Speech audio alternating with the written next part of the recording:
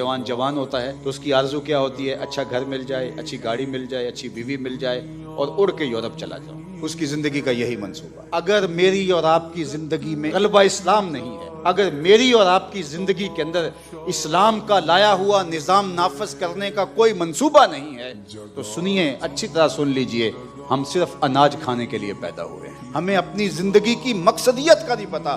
کھانے پینے کے لیے یہ تو جانور بھی پیدا ہوئے، اشرف المخلوقات ہے، نائب الہی ہے، خلیفۃ اللہ فی الارض ہے، اس کا مقصد ہی کوئی نہ ہو، صرف کھانا ہے، پینا ہے، گھر بنانا ہے، یہ کیا مقصد ہوا؟ یہ تو چڑیاں بھی اچھے اچھے گھونسلے بنا لیتی ہیں، یہ تو چیونٹی بھی موسم برسات کے لیے جمع کر لیتی ہے، یہ کوئی کمال نہیں۔ زور طاقت حاصل کر لینا، توانائی حاصل کر لینا، یہ تو بڑے بڑے جنگلی جانوروں کے اندر بڑی توانائی اور طاقتیں۔ اشرف کیسے ہے؟ اس کا ایک ہدف ہے، پوری دنیا کو امن سے بھر دینا، پوری دنیا کو انصاف سے بھر دینا۔ غلبہ دین ہو، غلبہ اسلام ہو، توحید کا پرچم بلند ہو، اللہ کے رسول صلی اللہ علیہ وسلم کی اطاعت لوگوں کے رگ و ریشہ میں محو نفوذ ہو جائے۔ اگر میرے اور آپ کی زندگی میں کہیں یہ نہیں ہے منصوبہ، ہماری زندگی بس یہاں تک پہنچے گی اور قبر کی مٹی آ جائے گی، تو صاحب پھر سن لیجئے، ہمیں پھر اسلام کی ہوا بھی نہیں لگی ہے۔ ہم پھر سمجھ نہیں پائے کہ ہم پیدا کیوں ہوئے تھے۔ صرف ہم کھانے پینے کے لیے، اچھا مکان بنانے کے لیے اور شادی بیاہ کرنے کے لیے پیدا ہوئے، تو یہ سب کچھ تو جانوروں کے اندر بھی ہے۔ ہماری زندگی کا ہدف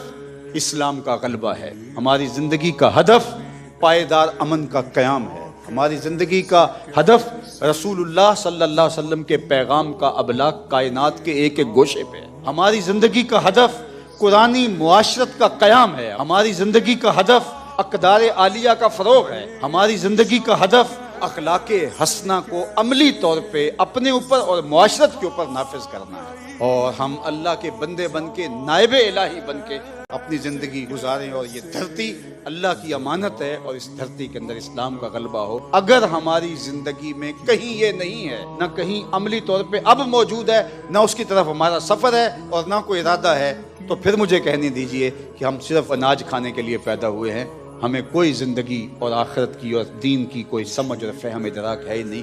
ہمیں سمجھنا ہوگا میری زندگی کا مقصد تیرے دین کی سرفرازی، میں اسی لیے مسلمان، میں اسی لیے نماز۔ اگر میرا یہ مقصد نہیں ہے تو پھر مجھے سوچنا ہوگا میں کس جگہ پہ کھڑا ہوں۔